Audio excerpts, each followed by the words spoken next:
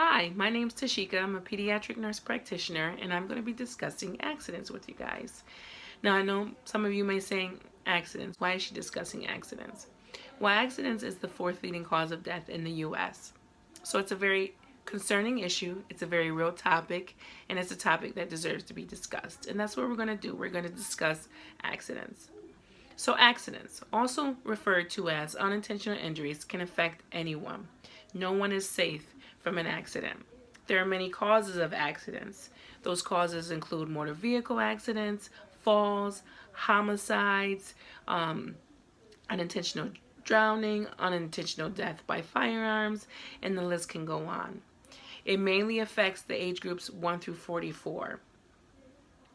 So, people in that age group, listen up. According to the CDC, more Americans die from injuries or violence from causes such as motor vehicle accidents, falls, homicides than any other cause. And those causes include cancer, HIV, or flu. So more people are dying from motor vehicle accidents, falls, and homicides than they are from cancer, HIV, and flu.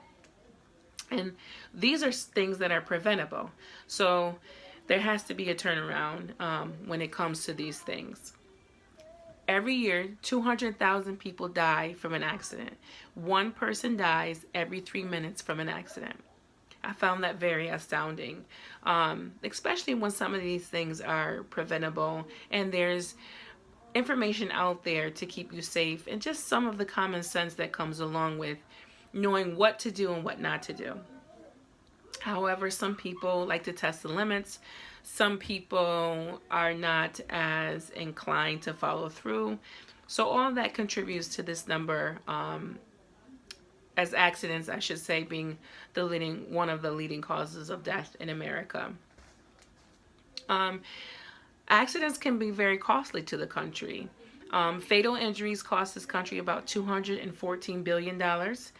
And actually, non-fatal injuries cost this country $457 billion. So it's a huge cost to the U.S. So we have to do better with following through with safety and just listening to what safety interventions are already out there. Because they're out there, people just need to follow through. And then sometimes there's just unexplainable things that happen that leads to an accident. So those things, there's nothing much you can do about it, but hopefully you lessen the effects of the accident because you were following through with the safety interventions that were already in place. Now the CDC broke down the data into two different categories.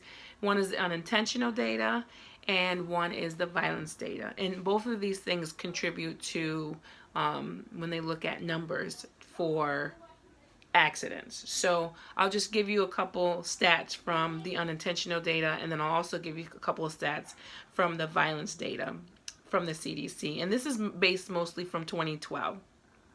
So the unintentional data, motor vehicle accidents, as most of us all know, is the leading cause of death in the U.S. One of the leading, I should say, causes of death in the U.S.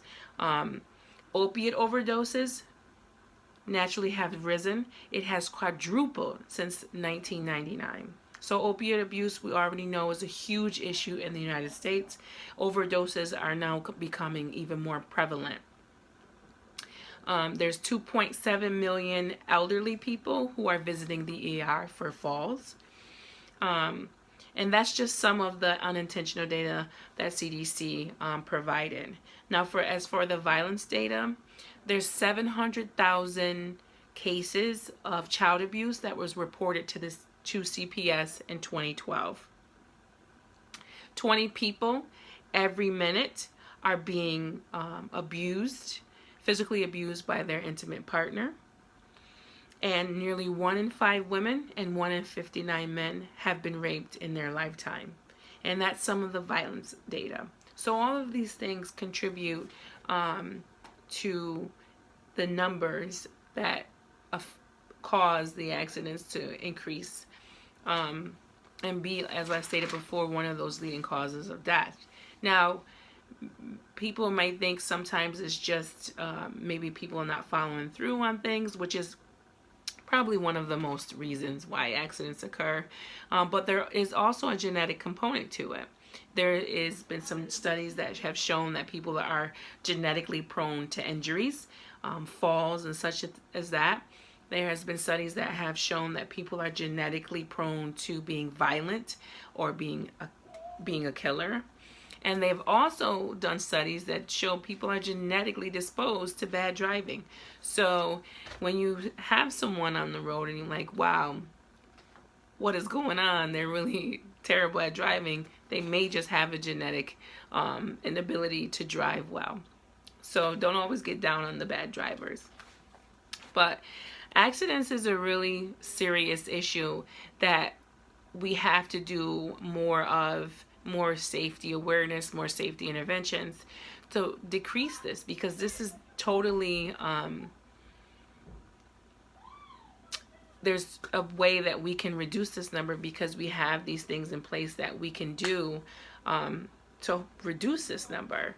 So with motor vehicles being one of the leading causes of death, there are some things we can do as drivers to keep us more safe on the road.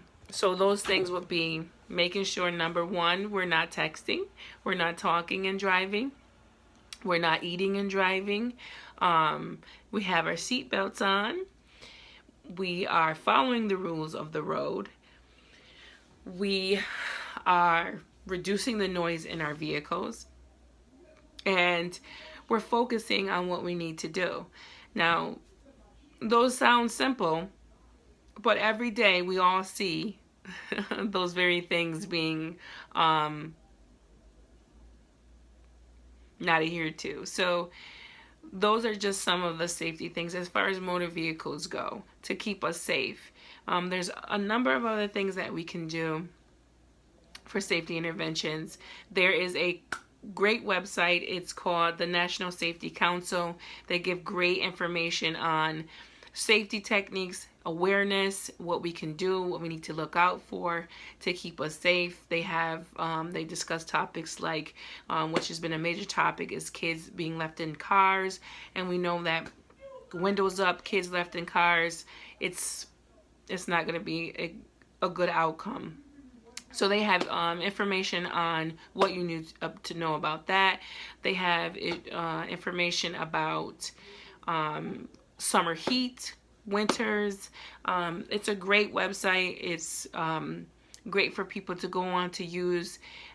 So if you ever get the chance, if you want to refer someone to that website, I would definitely recommend that.